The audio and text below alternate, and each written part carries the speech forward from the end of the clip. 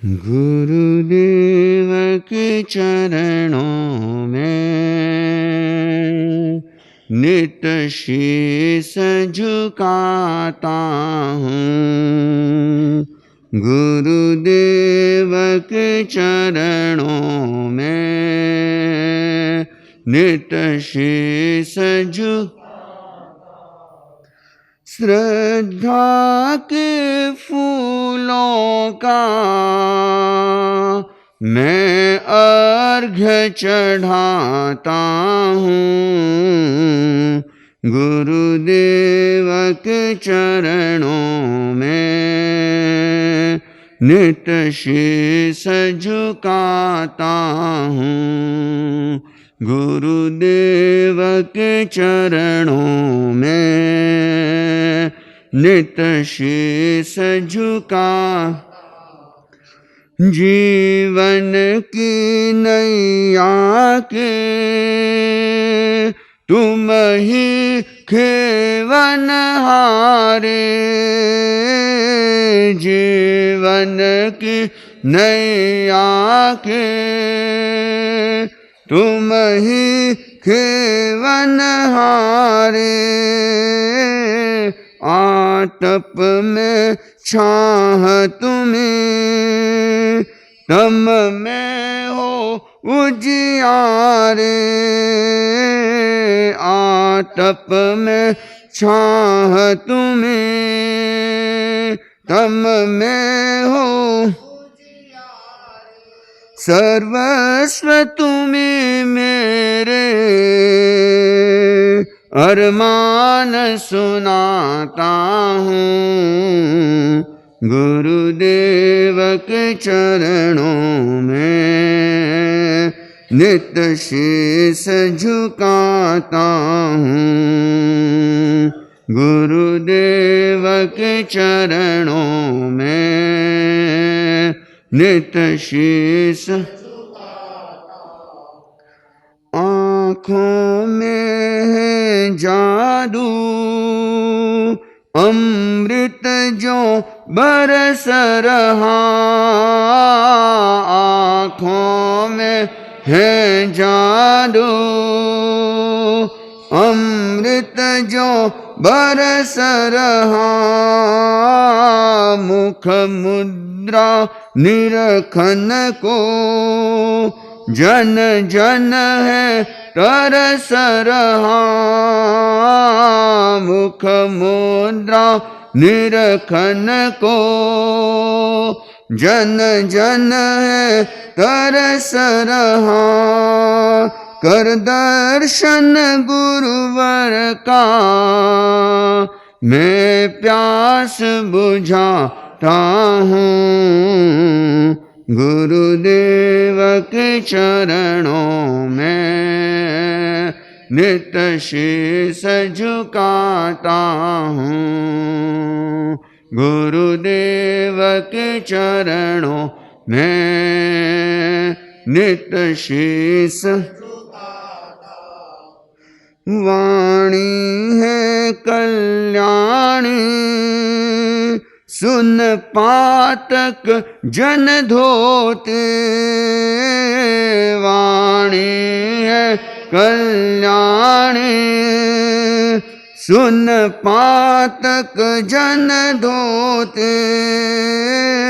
जीवन की धरती पर परमार्थ बीज बोते। जीवन की धरती पर परमार्थ बीज बोते। गुरुवर के अतिशय का मैं पार न पाता हूँ। गुरुदेव के चरणों में नित शीस झुकाता हूँ। गुरुदेव के चरणों में नित इस स्वार्थ भरे जग में सच्चे हो मीत तुम्हें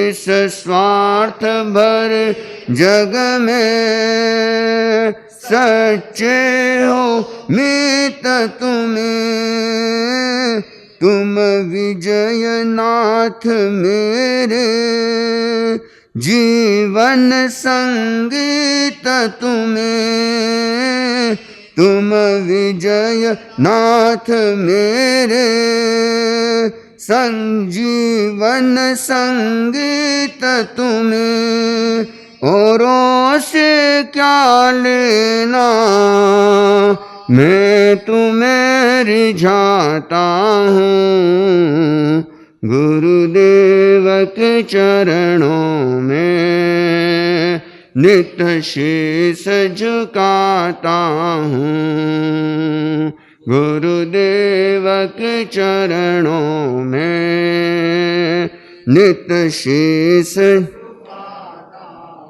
श्रद्धा के फूलों का मैं अर्घ्य चढ़ाता हूँ गुरुदेव के चरणों में नित्य शीश झुकाता हूँ, गुरुदेव के चरणों में नित्य शीश झुकाता हूँ। विचारों का अभिव्यक्ति के साथ मुनि हेमंत कुमार जी। अर्हन्तो भगवन्त इन्द्रमहिता सिद्धाश्च सिद्धि स्थिता आचार्या जिन शासनोन्नतिकरा पूज्या उपाध्यायका श्री सिद्धांत सुपाठका मुनिवरा रत्नत्रयाराधका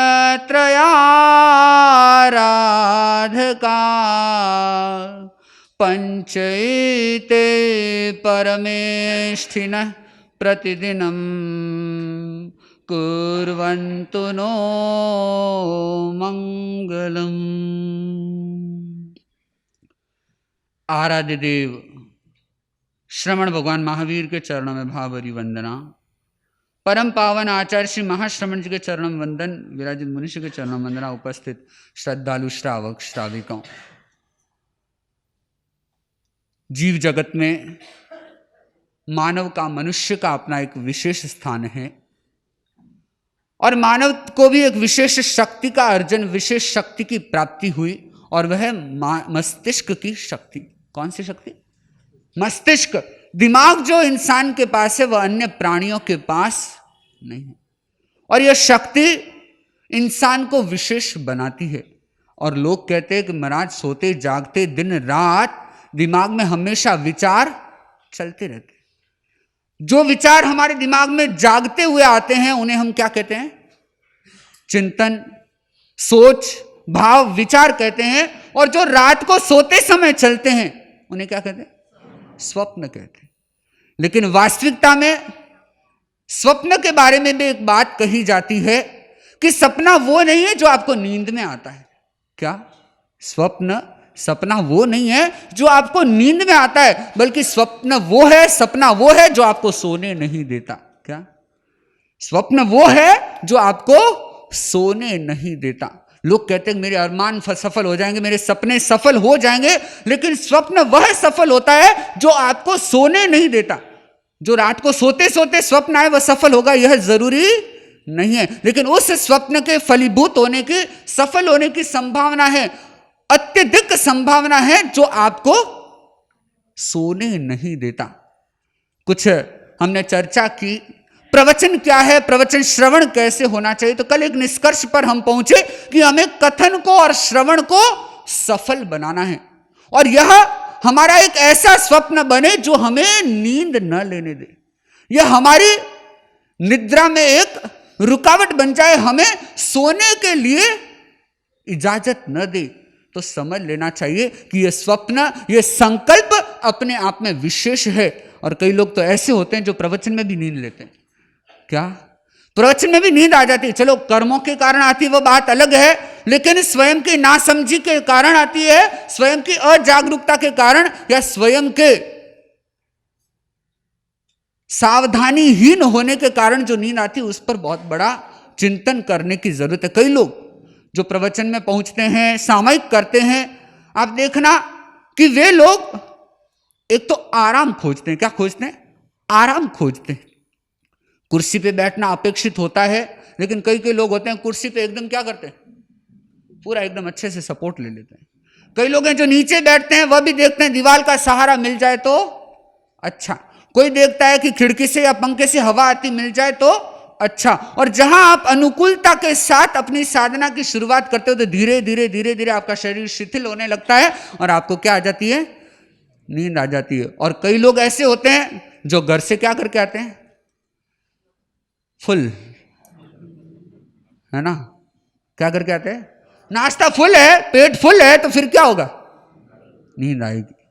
तो ये नाश्ता अच्छे से करना प्रवचन की तैयारी नहीं है। एक बार एक आदमी ने साधना करने से पूर्व क्या कहते हैं कि किसी ने बोल दिया कि भाई आज सामायिक की साधना करनी है, तो बोले साधना कर रही है तो एक काम करो, ठहरो मैं नाश्ता करके आता हूं। क्या बोला? अरे बोला प्रेरणा दी सामायिक की और बोला नाश्ता करके आता हूं, रिलेशन क्या है? कैसे इन दोनों का संबंध सेट बैठेगा? वो बोले कि नहीं नाश्ता करना जरूरी है, तुम समझते नहीं हो। कह रहे सामायिक से पहले नाश्ता करना क्या जरूरी होता है? सामायिक से पहले चलो ठीक है कि आप अपने वस्त्रों को सादगीपूर्ण रख लो, मुंह को साफ कर लो, यह सारी चीजें तो फिर भी समझ में आती है, लेकिन सामायिक से पहले नाश्ता करना यह कहां की बात है? तो उसने बोला कि साधना से पहले अल्पाहार होना चाहिए। क्या बोला? साधना से पहले अल्पाहार होना चाहिए, ऐसा महाराज साहब ने कहा था। क्या कहा था? साधना से पहले क्या होना चाहिए? अल्पाहार। अल्पाहार का मतलब क्या होता है? नाश्ता। समझते हो? और हिंदी आए नहीं आए, आहार से जुड़ी हुई सारी हिंदी आपको आती है ना? नाश्ते, खाने पीने से, न्योते निमंत्रण से जुड़ी हुई सारी हिंदी आपको आती, वहां कहीं चूकते नहीं हो। तो यह अल्पाहार यानी नाश्ता। उसने बोला कि महाराज साहब ने बोला था कि प्रवचन श्रवण से पहले, साधना से पहले, सामायिक साधना, ध्यान साधना से पहले अल्पाहार करना चाहिए। उसने बोला कौन से महाराज ने कह दिया? कि नहीं, महाराज ने फरमाया था। और एक्चुअल संतों ने क्या कहा था कि साधक को साधना से पूर्व आहार अल्प लेना चाहिए। क्या कहना चाहिए? आहार अल्प लेना चाहिए, यानी कम खाना चाहिए। लेकिन उसने क्या किया? उस शब्द को आहार अल्प होना चाहिए तो दोनों को जोड़ दिया। आहार और अल्प दोनों अगर जोड़ दिए तो अल्पाहार, अल्पाहार होना चाहिए। महाराज ने बोला कि नहीं बोला? बोला ना है? तो कई लोग बहुत जागरूक रहते हैं, अच्छे से नाश्ता करके आएंगे, वह तैयारी तो पूरी हो गई, लेकिन सही अच्छे तरीके से सुन सके वह शायद तैयारी हम लोग नहीं कर पाते। और वह प्रवचन में भी हमें कहते हैं कि नींद अपने आगोश में ले लेती है, नींद के अधीन हो जाते हैं। लेकिन वास्तविकता में हमारा कथन, संतों का कथन, प्रवचनकर्ता का कथन और श्रावक या श्रोता का श्रवण तभी सार्थक और सफल हो सकता है कि वह आपके संकल्प को जगा दे, आपकी अंतरात्मा को झकझोरने वाला बने, आपको क्या करे? आपकी रात की नींद क्या हो जानी चाहिए?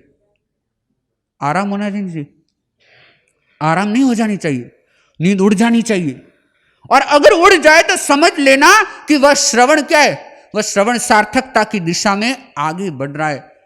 आपको अगर प्रवचन श्रवण के बाद कुछ अलग तरह का चिंतन उठता है, किसी एक प्रकार की विशेष स्पंदन या प्रकंपन का अनुभव होता है, या आप सोचने के लिए रुक जाते हैं, जरा तरीक ठहर जाते हैं, तो समझ लेना चाहिए कि वह प्रवचन आपके भीतर कुछ असर कर रहा है। आप उस प्रवचन से प्रभावित हो रहे हैं और वह वाणी, वह वचन, वह संदेश, वह सूत्र आपके जीवन को बदलने में एक महत्वपूर्ण भूमिका अदा कर सकता है। और अगर प्रवचन सुना, न छोंट लगी, न असर, न गन्नर, वो सारी चीजें अगर नहीं है तो समझ लेना चाहिए कि वह सिर्फ और सिर्फ हमारी कान की एक्सरसाइज मात्र हुई होगी, या फिर हॉल में हमारी उपस्थिति मात्र दर्ज हुई होगी, उससे अत्यधिक कुछ भी नहीं। तो हमारा प्रवचन श्रवण सफल बने। और कहा जाता है कि उत्तम प्रवचन की पहचान यही होती है उत्तम प्रवचन की पहचान क्या होती है कि वह श्रोता के मन में एक असंतोष का भाव जगा दे। एक बार ऐसा ही हुआ, एक युवक ने किसी ऐसी सत्यवाणी को सुना और रात को वह अपने बिस्तर में लेटा था, लेकिन नींद नहीं आ रही थी।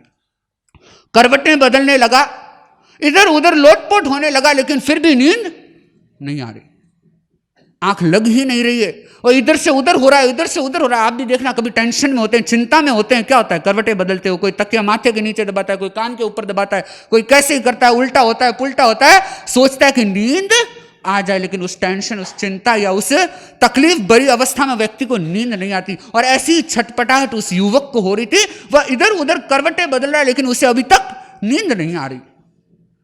और फिर वह अपने बिस्तर पर बैठ गया और उसके शरीर से उसको लग रहा है कि पसीने पसीने हो रहा है, लेकिन उसको अब समय तो नींद का है, लेकिन नींद लेने का नाम नहीं। उसने धीरे धीरे अपना माथा पकड़ लिया, अपना सर पकड़ लिया।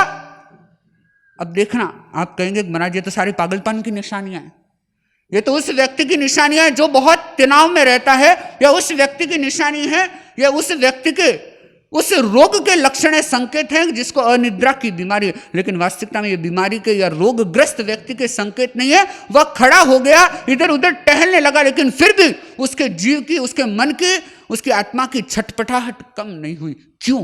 क्योंकि वह सोचना, उसके दिमाग में जो विचार थे, उसका चिंतन था, वह ये सोच रहा था कि मैं कौन हूं, मैं कहां से आया हूं, मेरी पहचान क्या है।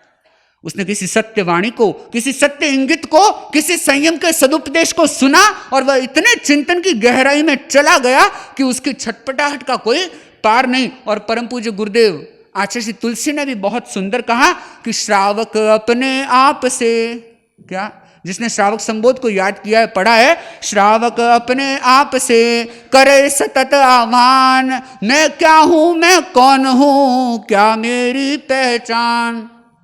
3 प्रश्न हर एक श्रोता के मन में, हर एक श्रावक के मन में उठने चाहिए कि मैं क्या हूं, मैं कौन हूं, और मेरी पहचान क्या है। और अगर इस प्रकार का चिंतन आपके मन मस्तिष्क में उठता है, इस प्रकार के प्रश्न आपके दिमाग में खड़े होते हैं, तो समझ लेना चाहिए कि वह श्रवण आपके भीतर एक नई दिशा को प्रशस्त करने का कारण बनने वाला है, वह आपके सफलता के द्वार खोलने वाला बन रहा है। लेकिन कई लोग जिनके कान की ठेठी भी अभी साफ नहीं, क्या नहीं है, क्या नहीं है, क्योंकि अब तक हम सिर्फ और सिर्फ कथाओं में रस लेते आए हैं, अब तक सिर्फ उन्हीं बातों में रस लेते आए हैं जो शायद हमें सिर्फ अच्छी लगती है, मन को अच्छी, मन को सुहावनी लगती है। आज के समय में कई लोगों के मन में इच्छा होती है कि हम मोटिवेटर्स को सुने। क्या सुने? मोटिवेटर्स को, जो हमारी भावनाओं को जगाए, जो हमारे संकल्पों को एक नई जान भर दे, नई प्रेरणा भर दे। मैं आपको बताऊं कि आपको मोटिवेटर पसंद आ सकता है, लेकिन उसके पीछे रहस्य क्या है और वह मोटिवेटर है क्या, आखिर वह समझने की कोशिश करना। आपकी अपनी इच्छाओं, आपके अपने जरूरतों या आपकी अपनी भोग पिपासाओं को पूरी करने में जो सहायक बनता है, वह क्या है? वह मोटिवेटर है। आपको अगर कोई आपके विवाह प्रबंधन, संबंधों के, रिलेशनशिप के मैनेजमेंट के बारे में अगर कोई बात सुना रहा है, तो समझ लेना कि वह आपके सपनों को, आपकी अपनी अपेक्षाओं को साकार करने के लिए अपने सुझाव दे रहा है, और वह आपके 5 साल, 10 साल, 15 साल के लिए उपयोगी हो सकते हैं, लेकिन विशेष उपयोगिता उनकी आपके लिए नहीं है। आत्मिक दृष्टि से, आध्यात्मिक दृष्टि से उन चीजों की कोई उपयोगिता नहीं है।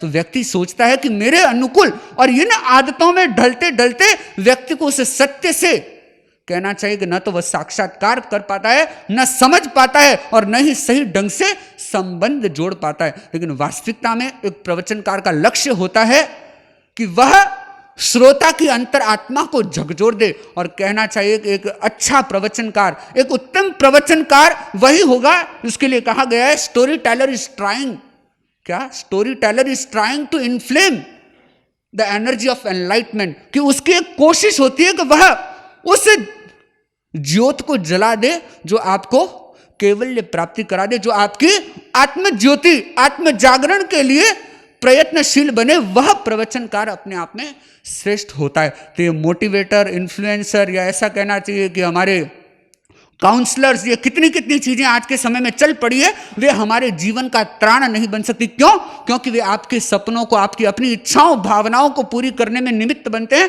वह आपको एक सही दिशा, सही मार्गदर्शन और सही चिंतन का बिंदु नहीं देते। बहुत बड़ा अंतर है। आपके सामने चिंतन का एक सही बिंदु खड़ा हो, और जो आचार्य तुलसी इंगित करते हैं, मैं क्या हूं, मैं कौन हूं, क्या मेरी पहचान, ये 3 प्रश्न हमारे लिए बहुत उपयोगी हैं। आप एक श्रावक हैं, आध्यात्मिक मार्ग पर चलने वाले पथिक हैं, तो ये 3 प्रश्न सतत आपके दिमाग में होने चाहिए। मैं आपसे प्रश्न करना चाहता हूं, आप कौन हैं? कौन है? कोई जवाब देगा? फलान चंद हूं, फलानी देवी हूं, फलानो पति हूं, फलाना पत्नी हूं, फलाने री मां हूं, ये बताओगे? इतना रूप है, इतना पैसा है, ये आत्मा की बातें प्रवचन तक सीमित रह जाती है। कहां तक? जब तक आप साधु सन्निधि में हैं, जब तक प्रवचन सुन रहे हैं, सामायिक की अवस्था में हैं, तब तक आपके भीतर ये सोच बनी रहती है कि मैं आत्मा हूं। लेकिन बाहर जाते ही, प्रवचन सुनते ही, सभागार की पेड़ियां उतरते ही, जैसे सड़क पर पहुंचते, वह प्रवचन की सभा की बातें आप प्रवचन की सभागार में ही छोड़ चले जाते, उनको साथ नहीं ले जाते। आपको शायद कोई इनाम मिले, कोई पारितोषिक मिले, कोई गिफ्ट मिले, प्राइज मिले, तो उनको तो आप घर पे ले जाओगे, लेकिन जो बात सुनी, जो संदेश सुना, या जो कुछ भावना, थोड़ी मोटी भावना हमारे भीतर जागृत हुई, उसको हम घर ले जाने में सफल नहीं हो पाते। लेकिन एक श्रावक की पहचान है कि निरंतर उसके मन में ये दिमाग में प्रश्न उठे कि मैं क्या हूं, मैं कौन हूं और मेरी पहचान क्या है। और ऐसा प्रश्न अगर जगेगा तो वह अध्यात्म की खोज में, स्वयं की खोज में लग सकेगा। और जिसके मन में प्रश्न ही नहीं उठ रहा है, तो वह स्वयं की खोज में नहीं लग सकता। और हमें एक प्रयत्न करना है। जो प्रवचन मनुष्य के द्वारा हो रहे हैं, या जो प्रवचन आप कभी और भी सुनते हैं, कभी पुस्तकों से भी उन प्रवचनों का स्वाध्याय करते हैं, पारायण करते हैं, तो कभी भी यह ध्यान रखना चाहिए कि हमें उस भाव को जगाना है, हमें स्वयं को जानने के लिए एक सही प्रयत्न करना है। और 3 प्रश्न बहुत बहुत महत्वपूर्ण है। और आपको जानकारी देना चाहूंगा कि ये प्रश्न हमारी आत्मा से जुड़े हुए। किससे जुड़े हुए? उत्तर बहुत सुंदर दिया कि मैं कौन हूं, मैं आत्मा हूं। मैं क्या हूं, मैं कौन हूं और मेरी पहचान क्या है, मेरी पहचान, मैं क्या हूं, मैं कौन, इन सब का समाधान एक ही है, आत्मा, आत्मा और आत्मा। लेकिन हमारा यह पदार्थ जगत, हमारा जो ये भोग जगत है, यह हमें आत्मा की ओर केंद्रित नहीं होने देता। यह एक बहुत बड़ी बाधा बन जाता है, और हम सिर्फ और सिर्फ बाहर की चीजों में अटक करके रह जाते हैं, और उस आत्म तत्व की खोज के लिए न तो सही समय का नियोजन कर पाते हैं, और न ही अपनी उस यथोचित ऊर्जा को भी जगा पाते हैं। तो ये आत्मा की जो खोज है, यह तभी हो सकती है जब हम आत्मा को महत्व देने लगेंगे, जब हम आत्मा को विशेष समझने लगेंगे। और कितने कितने व्यक्ति ऐसे हुए जिन्होंने अपनी मस्तिष्क की क्षमता का, अपनी विचार क्षमता का, अपनी मानसिक क्षमता का सदुपयोग किया, और उसमें यह चिंतन किया कि मुझे इस पदार्थ जगत से ऊपर उठ करके अपने आत्म तत्व को खोजना है। आप कहेंगे कि महाराज ऐसे लक्ष्य तो कोई साधु बना सकता है, कोई वैरागी बना सकता है। लेकिन आप जानकर के आश्चर्यचकित होंगे कि सिर्फ और सिर्फ साधु साधियों का या वैराग्य या विरक्त व्यक्तियों का यह लक्ष्य नहीं होता। जिस व्यक्ति ने अपनी समझ को सही दिशा में आगे बढ़ाया, उस हर व्यक्ति का चिंतन ऐसा ही होगा। एक बार अल्बर्ट आइंस्टीन से पूछा गया, जो इस सदी के महान वैज्ञानिक हुए, बहुत जिन्होंने खोजें की, और जिनका मस्तिष्क अपने आप में कहा जाता है कि एक अजूबा था, जिनका मस्तिष्क बहुत अच्छे स्तर पर काम करता था, तो उनसे प्रश्न पूछा गया कि आप अगले जन्म में क्या करना चाहेंगे। क्या पूछा गया? अगले जन्म में क्या करना चाहेंगे। अच्छा, आप अगले जन्म में क्या करना चाहोगे? क्या करना चाहोगे? अच्छा, आप क्या करना चाहोगे? नहीं जवाब? अच्छा, हाँ आप, हाँ ठीक है, ठहरो, आप, हाँ बोथरा जी ना, हाँ बोलो क्या करना चाहोगे? अच्छा, आप क्या करना चाहोगे? आप पीछे कोठारी जी, कोठारी, हाँ कुछ जवाब कोई? हाँ, क्या करना चाहोगे? अरे वाह, ओ हो, बड़े ऊंचे टारगेट है। देखिए, आप अगले जन्म में क्या करना चाहोगे, ये वह जब व्यक्ति जवाब नहीं दे पाएगा जिसने कभी सोचा ही नहीं कि बाबू जी यही जन्म रही पतिया रानी अड़ नहीं करना कहीं वही ठा नहीं है तो तकलीफ करे देखे, है ना। और जो बही खाते चौपड़ियों में लगा रहता है, नामे में अकाउंट डेबिट क्रेडिट में लगा रहता है, वह तो उसी में गुम रहता है, मगन रहता है। एक आदमी से पूछ लिया कि भाई अगले जन्म में कहाँ जाओगे, भाई कहीं भेज देना, बस 2 पैसे की कमाई होनी चाहिए। क्या क्या होनी चाहिए? 2 पैसे की कमाई होनी चाहिए। तो जब आइंस्टीन से प्रश्न किया गया अगले जन्म में आप क्या करना चाहेंगे, तो उसने बहुत सुंदर जवाब दिया कि अब तक मैंने जो खोज की है वो ऑब्जेक्ट की खोज की। किसकी खोज की? ऑब्जेक्ट को। मैंने मटेरियल को देखा है, फिजिकल ऑब्जेक्ट्स को मैंने देखा है, उनकी खोज की है, उन पर अनुसंधान किए, रिसर्च वर्क किए हैं। लेकिन अब मेरा लक्ष्य सब्जेक्ट पर रहेगा, यानी मैं आत्मा की खोज करना चाहूंगा, मैं स्वयं की खोज करना चाहूंगा, और यह मेरे अगले जन्म का क्या होगा? लक्ष्य होगा। आप देखिए कि आप पदार्थ की खोज करते करते जब अपने अंतिम समय में पहुंच जाओ, फिर ये लक्ष्य बनाओ कि मैं आत्मा की खोज करूंगा। इससे अच्छा है कि आज ही अपना लक्ष्य बना लीजिए, आज ही अपनी समझ स्पष्ट कर दीजिए, और आज ही अपने समय को उस क्षेत्र के लिए, उस कार्य के लिए नियोजित कर लीजिए कि मुझे स्वयं की खोज में संलग्न होना है। क्यों? क्योंकि आप जैसे जैसे आगे बढ़ेंगे, अंतोगत्वा आपको इस अनुभव से गुजरना होगा कि आत्मा से बड़ा कुछ है नहीं, आत्मा से विशेष कुछ है नहीं, और आत्मा से सक्षम कोई और अन्य तत्व इस दुनिया में नहीं है।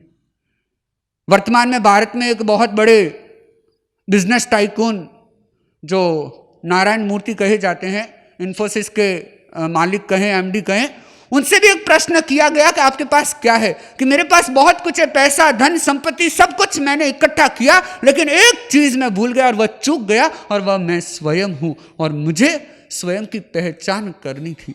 आप देखना कि जीवन के अंतिम पड़ाव पर ऐसा लक्ष्य बन भी जाएगा तो शायद हमारे लिए कोई बहुत बड़ी उपलब्धि नहीं होगी, लेकिन जीवन के जब कहें कि ऊर्जा भरे समय में हमें ये लक्ष्य बनाना है कि हम आत्मा की खोज करें, तो मैंने आपको कुछ बातों की और इंगित करने की कोशिश की कि प्रवचन क्या है, प्रवचन श्रवण कैसे करना, और कैसे वह श्रवण सार्थक बने, सफल बने, और वह सफलता की दिशा में आगे बढ़ रहा है। इसके कुछ पॉइंट्स भी मैंने आपको बताया। तो आप स्वयं की एक कहना चाहिए स्टडी करें, स्वयं का एक एनालाइज करें कि मैं अब तक जो प्रवचन सुनता आ रहा हूं, क्या वो मेरे भीतर परिवर्तन घटित करने का निमित्त बन पा रहा है? और नहीं बन पा रहा है तो कहीं ना कहीं अपने सिस्टम में कुछ गड़बड़ हो सकती है, अपनी समझ, अपने तरीके में कुछ गड़बड़ हो सकती, तो हमें उसमें कुछ एक अच्छा परिवर्तन ला करके हमें उस प्रवचन श्रवण को सफल बनाना है। तो हम सभी श्रवण को सार्थक बनाएं, साधु के, गुरु के, भगवान के कथन को सार्थक बनाएं, यह हमारे जीवन का विशेष लक्ष्य बने। इन्हीं भावनाओं के साथ विनम्र निवेदन मुनि श्री हिमांशु कुमार जी स्वामी से अपने उद्बोधन करें। ओम अरहं सुगुरु शरणं विघ्नहरणं मिटे मरणं सहज हो मन जगे चेतन करे दर्शन स्वयं के हम बने अरहं बने अरहं बने अरहं बने अरहं। परम प्रभु को प्रणाम। परम पूज्य गुरुदेव आचार्य श्री महाश्रमण जी को वंदन। मुनि हेमंत कुमार जी, श्रावक श्राविकाओं, जैन आगमों में एक आगम जो सबके लिए बहुत महत्वपूर्ण माना जाता है, और जब दीक्षा होती है तो उस आगम को जिसकी क्षमता होती है तो लगभग उनको याद करवाया जाता है, और वो आगम है दशवें कालिक। कौन सा आगम है? दशवें कालिक। और कहते हैं उस दशवें कालिक में 10 अध्ययन है। कितने अध्ययन है? 10 अध्ययन। और पीछे 2 चूलिका है। क्या है? चूलिका मतलब चोटी की तरह, और जो इतनी महत्वपूर्ण है और उसमें बताया गया, इसका उद्देश्य बताया गया कि जब जब कभी साधना में विचलन हो जाए, जब जब कभी मन अस्थिर हो जाए, तो कहते हैं 10वें काली की वो जो 2 चूलिका है उसको अवश्य पढ़ लेना चाहिए। अगर थोड़ा बहुत मन इधर उधर भटका हुआ है तो उसका मन स्थिर हो जाता है। और इसमें एक बड़ी सुंदर बात कही गई, और जब भगवान से पूछा गया कि प्रभु मुझे सिद्धि पानी है, मुझे अपने जीवन में सफलता को पाना है, मैं कुछ बनना चाहता हूं, तो मुझे क्या करना होगा? तो भगवान ने सीधा सा उत्तर दे दिया। सीधा सा क्या उत्तर दिया? क्या उत्तर दिया? अगर कुछ पाना चाहते हो, कुछ बनना चाहते हो, कुछ स्पेशल होना चाहते हो, तो क्या करना होगा? संभाव रखना होगा। अच्छा, और भगवान ने कहा अणुसोय पट्ठिये बहुजनम पड़ी सोय लद्द लक्षेणम पड़ी सोय मेव अप्पा दायब्बो हो कामेणम पड़ी सोय मेव अप्पा, कि जो आत्मा प्रति स्रोत में बहती है, कौन से स्रोत में? प्रति स्रोत में बहती है, वही अपने जीवन में सिद्धि को, मुक्ति को प्राप्त कर सकता है, कुछ बन सकता है। हमारे सामने 2 तरह के मार्ग हैं। कितने तरह के? 2 तरह के मार्ग हैं। जैसे इस हॉल में आने के कितने रास्ते? ये भी और एक पीछे भी रास्ता है ना। ऐसे ही हमारे जीवन में आगे बढ़ने के 2 तरह के मार्ग हैं, और व्यक्ति उन दोनों पथ पर चलता है। एक पथ होता है अनुस्रोत का, और दूसरा पथ होता है प्रतिस्रोत का। 2 मार्ग। पहला कौन सा है और दूसरा? पहला दूसरा प्रतिस्रोत। अनुस्रोत का मतलब क्या होता है? जैसे बोलते हैं ना अनुकरण। अनुकरण का मतलब व्यक्ति दूसरे को देख करके उसका फॉलो करता है, जो करना है उसके पीछे पीछे चलना, ये तो क्या कहलाता है? अनुकरण। ऐसे अनुस्रोत, जो सब लोग कर रहे हैं वैसा करना, ये क्या कहलाता है? अनुस्रोत। और एक होता है प्रतिस्रोत। प्रतिस्रोत का मतलब क्या होता है? विपरीत दिशा में जाना। जैसा सब लोग कर रहे हैं वैसा नहीं करना, हटके करना कुछ, और ये क्या कहलाता है? प्रतिस्रोत। तब तो आप लोग कहोगे महाराज मारे घरे नहीं नशो कोई नहीं करे, खाली मारे बेटो ही करे। वो क्या है? प्रतिस्रोत है। हाँ, वो उसको प्रतिस्रोत मत मानना। गलत मार्ग पर अगर कोई व्यक्ति जाता है कि हमारे घर में और तो कोई लोग कहते हैं महाराज हम तो एकदम जो सब लोग नहीं करते वो करते, कई लोग ऐसा तर्क देते हैं क्योंकि हम स्पेशल है, हम कुछ अलग ही करते हैं। लेकिन समझना वो प्रतिस्रोत नहीं है। अगर गलत मार्ग पर जाने का प्रयत्न करते हो तो वो प्रतिस्रोत नहीं कहा जाएगा। प्रतिस्रोत का मतलब क्या हो गया? कि जो साधना का पथ स्वीकार करता है, साधना के पथ पे चलना, यह प्रतिस्रोत है। इंद्रिय विजय के पथ पे चलना, यह प्रतिस्रोत है। संयम के पथ पर चलना, यह प्रतिस्रोत है। लेकिन संसार के मार्ग पर चलना, यह क्या है? यह अनुस्रोत है। क्यों? कि सब लोग उस प्रवाह में बह रहे हैं। संसार में बहने वाले कितने हैं? साधु कितने? भारत की जनसंख्या कितनी है? 130 करोड़ से ज्यादा है। और इसमें साधु कितने? गिनती मतलब ही पूरी गिनती है, ऐसे गिन लो। अगर जैन साधुओं को हम देखते हैं, जैन धर्म में साधु साधियां कितने हैं? अभी लगभग शायद मेरे हिसाब से जहाँ तक मुझे स्मृति में है, लगभग शायद 15,000 के आसपास जैन साधु साधियां हैं। जैन धर्म में अभी साधु साधियां कितने? लगभग 15,000 के आसपास, 15,000 16,000 होंगे, सारे जितने भी संप्रदाय सबको मिला करके। लेकिन श्रावक श्राविका गृहस्थी कितने? बहुत है, लाखों की तादाद, करोड़ भी पहुंच जाएंगे। आप सोचना कि अनुस्रोत में बहने वाले तो सब लोग होते हैं, लेकिन प्रतिस्रोत में बहने वाला व्यक्ति कोई होता है। परंतु जिसको कुछ पाना है, कुछ होना है, कुछ बनना है, तो भगवान प्रभु महावीर क्या कहते हैं? तुम्हें कौन से मार्ग पे जाना होगा? प्रतिस्रोत के मार्ग पर, साधना के मार्ग पे चलना, संयम के मार्ग पे चलना। ये क्या? ये प्रतिस्रोत है। दुनिया अनुस्रोत को ज्यादा महत्व देती है। आप देखना, चिंतन करना, आप लोगों में से यहां पे शादीशुदा लोग कितने? ठीक है, कुछ किशोर, बच्चे, कन्याएं 25-50 को छोड़ दो, 250 की उपस्थिति में देख लो लगभग 200 लगभग शादीशुदा है। अच्छा, आपको किसी ने पूछा कि शादी क्यों कर रहे हो? किसी को नहीं पूछा। किसी को भी पूछा तो बता दो कि तुम शादी क्यों कर रहे हो। लेकिन हम है ना, जो इधर इस पाले में हर किसी को पूछा, अरे दीक्षा कौन वास्ते ले, क्यों ले रहे दीक्षा? दीक्षा नहीं लेनी। उनको रोका जाता है, टोका जाता है, ठोका भी जाता है। लेकिन आप लोगों को नहीं भी जानना चाहोगे ना, कई की बहनें कहती है, भाई भी कहते, महाराज मेरी तो बहुत इच्छा थी दीक्षा लेने की, लेकिन माँ बाप ने जबरदस्ती शादी कर दी। उसमें तो इतनी जबरदस्ती करवा दोगे। लेकिन अगर कोई साधना के पथ पे, प्रति स्रोत पे अगर कोई जाना चाहे तो क्या करोगे? उसको रोकोगे, टोकोगे और ठोकोगे भी। और ये होता है, बहुतों के साथ होता है।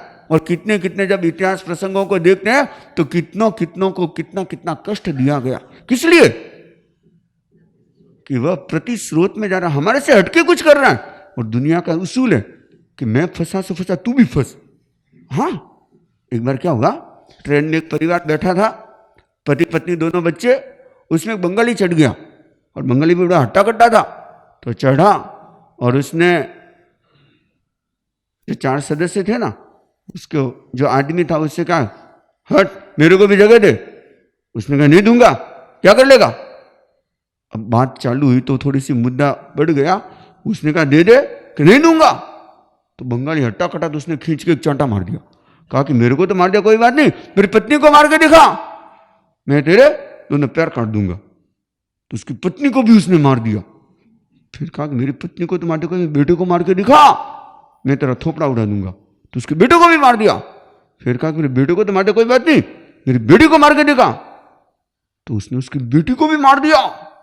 फिर कहा कि बैठ जाओ। पास में एक आदमी बैठा था, वो धीरे से उसके कान में बोला, अरे बड़ा अजीब आदमी है, खुद ने भी मार खाया, पत्नी को भी खिलवाया, बेटे को भी ठुकवाया, बेटी को भी ठुकवाया, पहली जगह दे देते शांति से। कहा कि तुम समझे नहीं, अब घर पे जाके कोई नहीं बोलेगा पापा ने मार खाया, पापा ने मार खाया। मैं फंसा सो फंसा, ये भी फंसे। और देखना, आप लोग यही करते हो। आप लोग क्या करते हो? मैंने जो किया ये भी ऐसे करे।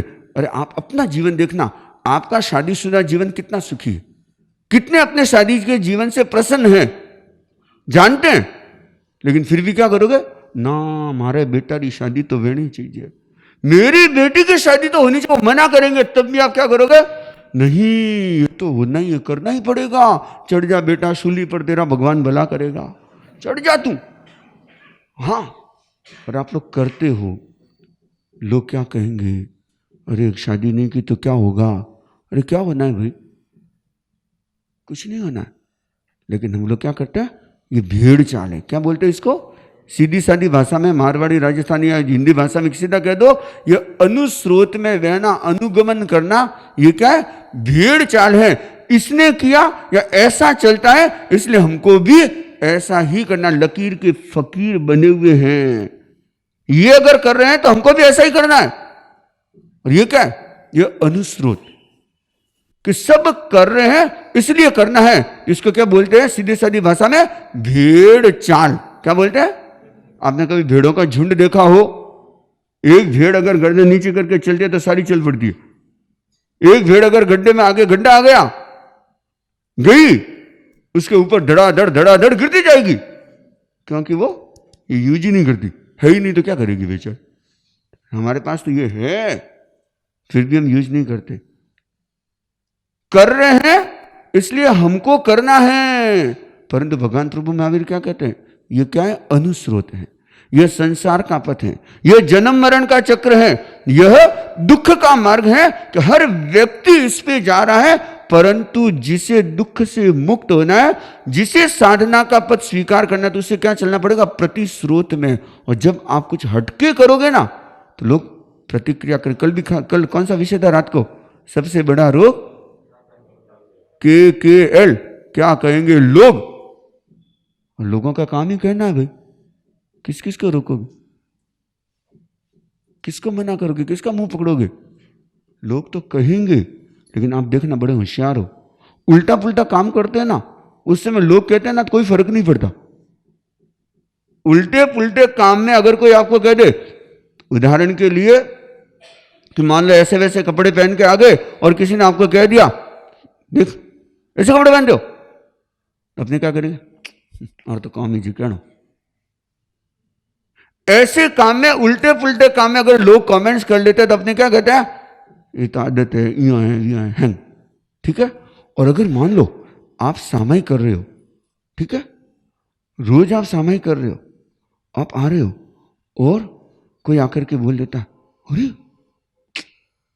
ये कोई उम्र है तेरी इतनी इतनी सामायिक करने की, आप क्या करोगे, छोड़ो जी अपने तो। कहीं को कह देते हैं देखो चद्दर लगा के मुंह पत्ती लगा के सामायिक करो, और यहाँ पे वैसा कोई करने वाला नहीं है, और अगर आपको कह दे कि वैसा करना है तो आप क्या करोगे, महाराज और तो कोई करी को नहीं, या कर लोगे। कई बार हमारे साथ में जाता है, कोई बच्चे बैठ के सामायिक करते हैं ना, तो कई के लोग आते हैं अरे दीक्षा ली के तुम, अरे भाई आपको क्या परेशानी, अगला सामायिक साधना करे तो हम क्या करते, कमेंट्स करते हर चीज़ के लिए। और उसमें भी अगर कोई अच्छी साधना के और कुछ अच्छा करने का उसमें कमेंट्स करते तो उस काम को आप छोड़ दोगे, उसको आप क्या करोगे। अगर आप मान लो 4-4 घंटे 4-4 सामायिक करते हो, सवेरे भी, दोपहर में भी, रात को भी आते हैं, और कोई कमेंट्स करने वाले आते दिन भर बैठी रहे, तो थारे घर कहीं बिगड़ो, अगर बैठे तो बैठे, लेकिन आप लोग क्या करोगे, अल्लाह ये तो ऐसा कहते, छोड़ो जी अपने तो नहीं जाना। हम क्या करते हैं, ऐसी बातों को सुनकर के अच्छे काम को तो हम छोड़ देते हैं, लेकिन उल्टे पुल्टे काम में हम क्या करते हैं, सदा अनुगमन ही करते हैं, सदा अनुस्रोत में बैठे कि बस वो सब ऐसा करते हैं, हमको भी ऐसा ही करना है। लेकिन ऐसा मत करना, क्योंकि दुनिया क्या है, भीड़ चाल है। बिना सोचे समझे व्यक्ति उन कामों को करने लगता, क्योंकि उनके पास अपना विजन नहीं है, अपनी सोच नहीं है, वो करते हैं इसलिए हम कर रहे हैं। आप अगर कोई आज नया ट्रेंड चलता है, कोई नई फैशन आती है, नया कुछ आता है, तो आप क्या करते हो, वो कर रहे हैं इसलिए मेरे को करना है, मेरी जरूरत नहीं है, मेरी अपेक्षा नहीं है, वो कर रहा है, सिर्फ एक ही उत्तर है, वो कर रहा है इसलिए मेरे को ऐसा करना है। मेरे को मोटा मकान चाहिए, किस लिए, तुम्हारे भाई जी मोटो मकान है, तुम्हारी मोटो मकान होना चाहिए। उसने ऐसा किया इसलिए मेरे को भी, उसने शादी में 50 लाख होगा आज भाई, 50 लाख भाड़ा में लगे, उसने 2 करोड़ खर्च किए ना, मैं 3 करोड़ करूं। हाँ अगर कोई कह रहे ना, अरे देख मांस खमण करियो भाई, अगलाड़ी ताकत है, अगलाड़े घरे गिरो, मैं कहीं करूं। वो देख रोज है ना पोषण, वो एक दिन छोड़ के एक दिन पोषण करता है, तो करता होगा, अगला निकम्मा फ्री है। हम क्या करते हैं, उसमें तो क्या करता है, करता होगा, और इसमें हम उसका अनुगमन करते हैं। भौतिक चीजों का, भौतिक बातों का हम अनुगमन करने लग जाते हैं। लेकिन अगर कोई साधना के मार्ग पे बढ़ता है तो वो कौन सा मार्ग है, ध्यान रखना, प्रतिस्रोत का मार्ग, उस पर हर कोई व्यक्ति नहीं बैठेगा। आप यहाँ पे इतने जन प्रवचन सुनने के लिए आए हो, ये भी एक प्रतिस्रोत का हिस्सा है, नहीं तो अनुस्रोत में तो क्या था, महाराज मोरे तो काम घना ही है, अभी जे नहीं, हमारा तो टाइम सेट नहीं हुआ, टाबरा ने स्कूल भेजना पड़े ने सब है।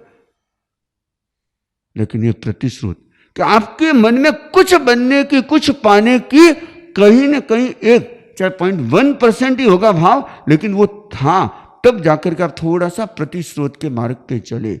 लेकिन सामान्यतः देखना, लोग अनुस्रोत के मार्ग पे चलते ना, कभी कोई नहीं सोचता कि क्यों कर रहा हूं मैं, बस लोग कर रहे हैं इसलिए मैं कर रहा हूं। एक बार कहते हैं कि राजा भोज, उनकी सभा में एक बहुत विशेष व्यक्ति था जिसका नाम था कवि माघ। क्या नाम था, कवि माघ, बड़ा पहुंचा हुआ कवि था। तो वह सवेरे सवेरे का समय, और सवेरे सवेरे लोग पहले क्या करते थे, बाहर फ्रेश होने के लिए, निपटने के लिए बाहर जाते थे, जंगल में जाते थे, ऐसे थोड़ी था घर में। आजकल उल्टा हो गया, पहले घर में खाते थे और बाहर जाते थे, बाहर खाते और घर में जाते, सारा मामला गड़बड़ हो गया, उल्टा हो गया। तो सवेरे सवेरे का समय था, तो लोगों का आने जाने का क्रम लगा रहता था। तो कवि माघ भी लोटा लेकर के बाहर गए, अब बाहर गई और वापस आ रही थी तो क्या हुआ, देखा कि सामने से राजा भोज आ रहे। कहा कि अब तो क्या करना पड़ेगा, अब राजा भोज आ रहे तो राजा के साथ में जाना तो पड़ेगा। तो देखा कि लोटा लेके ऐसे कहाँ जाऊंगा, तो लोटे को क्या करता हूं, धो रहे थे, मिट्टी थी, तो राजा ने, कवि माघ ने क्या किया, ऐसे थोड़ा सा गड्ढा खोदा, लोटे को गाड़ दिया, फिर ऊपर ऐसे थोड़ा सा मिट्टी का ढेर सा बना दिया, दुम्मा बना दिया, ताकि किस लिए बनाया, पता चल जाए पहचान के लिए कि भाई अब जैसे आप लोग भी होते हैं ना, एक जैसे सामाई के बैग है तो कोई नाम लिखता है ना, कोई वो रस्सी बांध देता है, कोई कुछ, ताकि पहचान पता चल जाए। तो अब ऐसे दुम्मा सा बना दिया, और दुम्मा सा बनाने के बाद इसलिए कि भाई चलो वापस आऊंगा लेके चला जाऊंगा। उसने तो वो दुम्मा बना करके वो तो कहाँ चले गए, राजा भोज के साथ में, और सवेरे तो लोगों की लाइन थी, और उधर से 2-4 व्यक्ति आ रहे थे। अरे कवि माघ ये क्या कर रहा है, तो देखा कि ये कवि माघ है, बड़े पंडित है, ये कोई करे तो कोई ना कोई खास बात होगी। तो सुनो एक काम करते, अपने भी एक दुम्मा खड़ा कर देते हैं ना। तो 2 लोग थे, उन्होंने भी क्या किया, एक दुम्मा खड़ा कर दिया। और इतने में सवेरे तो यही हो रहा था, 5 आते 10 जाते, 10 जाते 5 आते, लाइन लगी रहती है। तो किसी ने देखा, अरे क्या करा है, तेरे को पता नहीं है क्या, कि नहीं दुम्मा दिवस है ना, तू भी एक दुम्मा खड़ा कर दे। क्या करे, तू भी एक दुम्मा खड़ा कर दे। तो ऐसे करते करते करते जो भी लोग आते एक दूसरे को दुम्मा करते देखते, तो सब एक एक दुम्मा खड़ा करते जाते। अब 2 घंटे का समय निकला, कवि माघ राजा भोज को छोड़ करके वापस आए। कहाँ आए, लोटा लेने के लिए। और वहां आकर के देखा तो दूर दूर तक सैकड़ों दुम्मे ही दुम्मे। देखा कि ये क्या रंगा, एक कोई आदमी दुम्मा बना रहा था उधर, उसके पास में गए और क्या कर रहा, भाई ये क्या कर रहा है। तो वो उसको नहीं पता था कवि माघ है। वो ऐसे घूर के देखने लगा, बोला कि तेरे को पता नहीं है क्या, कि क्या क्या दुम्मा दिवस है ना, तू भी एक दुम्मा बना। ओ कवि माघ ने देखा कि ले वो दुम्मा दिवस कठू आयो भाई।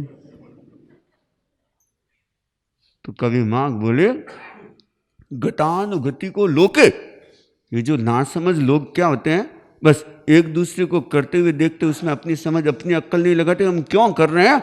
और इस भेड़ चाल में, इस सिर्फ परंपरा को ढोने में कह दो, या सिर्फ अनुगमन करने में क्या होता है कि ये ऐसा ही दुम्मा दिवस बन जाता है। और इस दुम्मा दिवस के चक्कर में मेरा लोटा बेचारा और गुम हो गया, उसको कहाँ ढूंढूंगा अब मैं।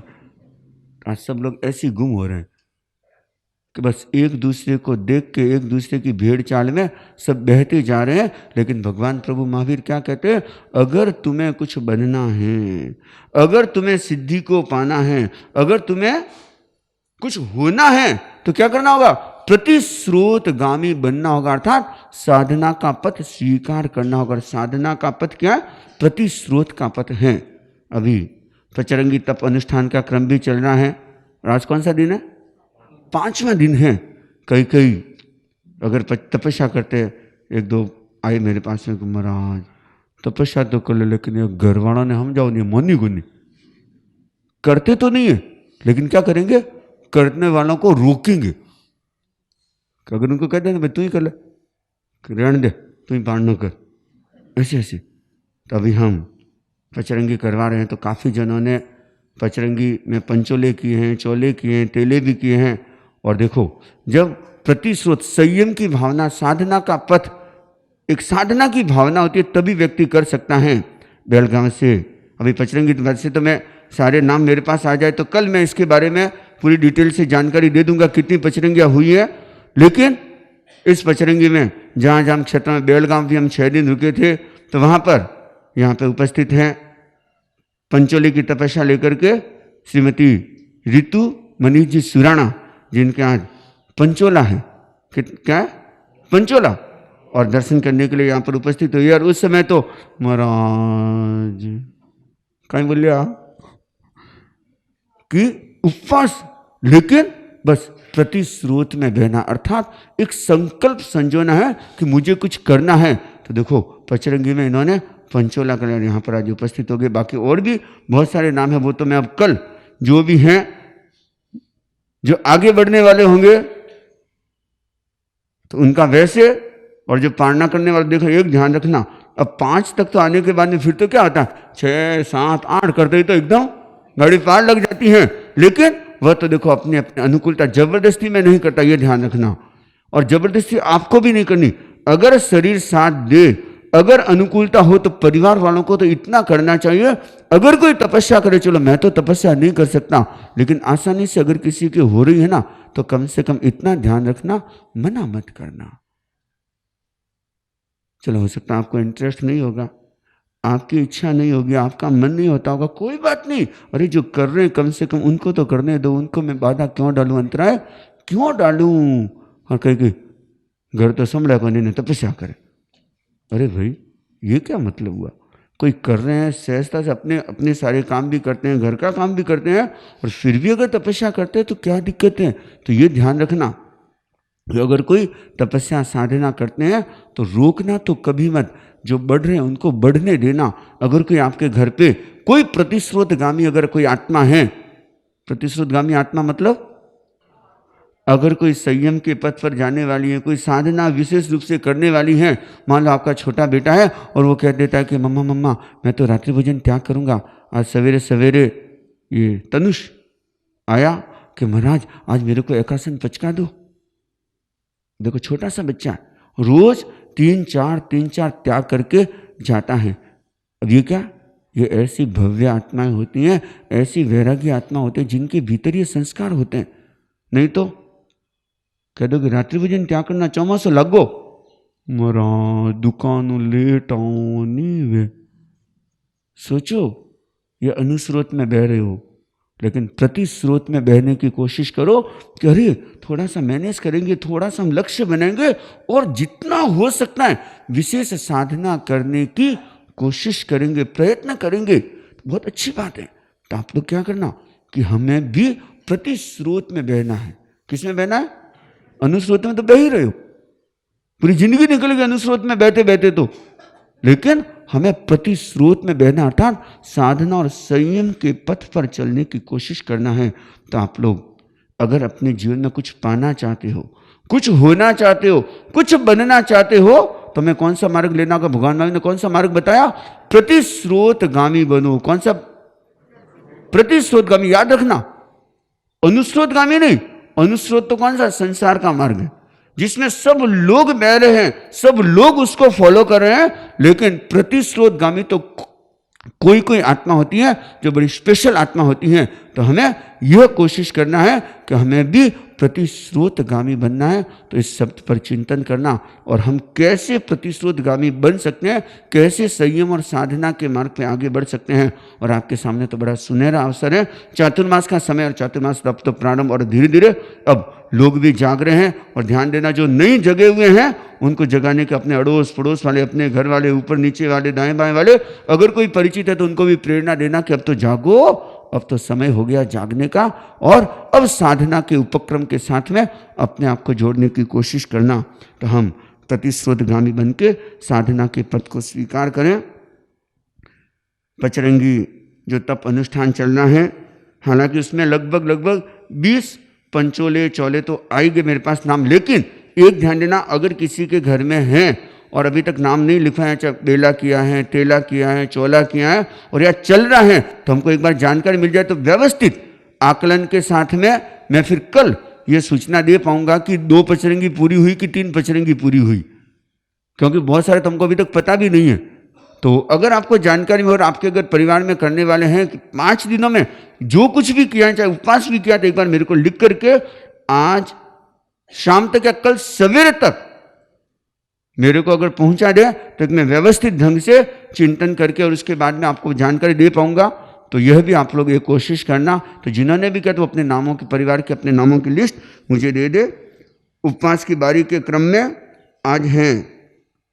आज तीज है, 16 तारीख गौरव पालगोता, सुजल चौपड़ा, चिराग कटारिया, उत्तम जिरावला, विनोद बैदमुथा, निर्मल जी खाटे, संगीता कोठारी, अनु कोठारी, हर्षिता बागरेचा, मोनी देवी कोठारी। और कल चौथ है 17 तारीख को विनीत बैदमुथा, कार्तिक पालगोता, कांतिलाल वडेरा, नमन वैदमुथा, सुरेश पालगोता, प्रणीत पालगोता, सिमोन वेदमुथा, शिल्पा वडेरा, ममता पालगोता, संतोष पी पालगोता, बदामी देवी वडेरा। इनके उपवास का क्रम चलेगा। जप के क्रम में आज है हनुमानमल जी पारख और कल 17 तारीख को रतन जी दप। इनके जप और ये तपस्या का जो भी किया है तो पूरी जागरूकता के साथ में करने का लक्ष्य रखेंगे। और दोपहर में भी कक्षाओं का आयोजन होता है और विशेष लक्ष्य बने कि कुछ न कुछ हमें इस बार सीखना भी है। मान लो 25 बोल, प्रतिक्रमण, भक्तामर, थोकड़ों का जो कुछ आप करना चाहे वह हम करवा देंगे, लेकिन करने का लक्ष्य रखना। तो दोपहर में 2:30 से 4 बजे तक कक्षाओं का आयोजन होता है। अगर 25 बोल का अर्थ अच्छी तरह से समझना हो तो हेमंत ने बहुत सरल तरीके से बड़ी आसानी से 25 बोल का समझा विवेचन कर रहे हैं। तो कल से क्लास चालू है तो लगभग 3 बजे से लेकर के 3:30 बजे तक, लेकिन ठीक समय पे पहुंचने की कोशिश करना। और 3:30 से 4 बजे तक जिनको भक्तामर सीखना है तो उनको भक्तामर सिखाया जाएगा। और प्रतिक्रमण प्रवचन के पश्चात प्रतिक्रमण का समय रहता है, तो जिनको प्रतिक्रमण सीखना है तो वो प्रवचन के पश्चात सीख सकते हैं, शुद्ध कर सकते हैं। और सवेरे 6:05 से लेकर के लगभग 6:25 तक एकदम बेसिक ज्ञान, बेसिक बातें सीखने का समय रहता है। तो उस समय जो सीखना चाहे तो, लेकिन कोशिश करें ठीक समय पर उपस्थित हो, रेगुलरिटी बनी रहे, ऐसा भी आप लोग प्रयत्न करेंगे। और पचरेंगे अभी तक भी नहीं जुड़े हैं तो जुड़ सकते हैं, हाँ, क्योंकि आज के दिन जुड़ करके आगे बढ़ सकते हैं। तो और कोशिश करें जुड़ने। और जिन्होंने बारी में अभी तक नाम नहीं लिखवाया वो भी अभी लिखवा सकते हैं, कोई दिक्कत नहीं है। अपनी लगभग यहाँ की हुबली की लगभग 10 बारियाँ लगभग चल रही हैं और 6 बाहर की चल रही हैं, आसपास के अपने चौकले के क्षेत्रों की, तो 6 वहाँ की चल रही हैं। तो लगभग 16 बारियाँ अभी संभावित चल रही हैं। और अगर कोशिश करें तो अभी तक भी, क्योंकि इतने उपवास और चल रहे हैं, तो और भी अगर एक और चालू हो सकती है तो अपना नाम हेमंत मुनि को नोट करवा दे। और आज रात्रि में प्रवचन का भी बड़ा अच्छा विषय रखा हुआ है, 2 करोड़ की 2 बातें। कौन सा है? हाँ, अब बातें वो है ना ऐसे, अब अपना तो महंगाई का जमाना है भाई, तो जो बातें हैं और 2 करोड़ की 2 बातें हैं, वो कौन सी बातें हैं वो हम फिर रात को बातचीत करेंगे। और सुन लीजिए। मंगल हंताणम नमो सिद्धाणम नमो आय सब साहुणम ऐसो पंचण मुक्का पणासनो मंगलानंच सव्य सिंह पड़मम हवई मंगलम चत्तारि मंगलम अरहंता मंगलम सिद्धा मंगलम साहु मंगलम केवली पन्नतो धुमो मंगलम चत्तारि लोगुत्तमा अरहंता सिद्धा लोगुत्तमा साहु लोगुत्तमा केवली पन्नतो धुमो लोगुत्तमो चत्तारि शरणं पवज्जामि अरहंते शरणं पवज्जामि सिद्धे शरणं पवज्जामि साहु शरणं पवज्जामि केवली पन्नतम धम्मं शरणं पवज्जामि विघ्नहरणं स्वाम भिक्षुनो नाम गुण ओलख समरण किया सरे अचिंत्या काम सरे अचिंत्या काम सरे अचिंत्या काम। श्रमण भगवान महावीर स्वामी की, आद्य प्रवर्तक आचार्य श्री भिक्षु की, 11वें अधिशास्त्र आचार्य श्री महाश्रमण जी की।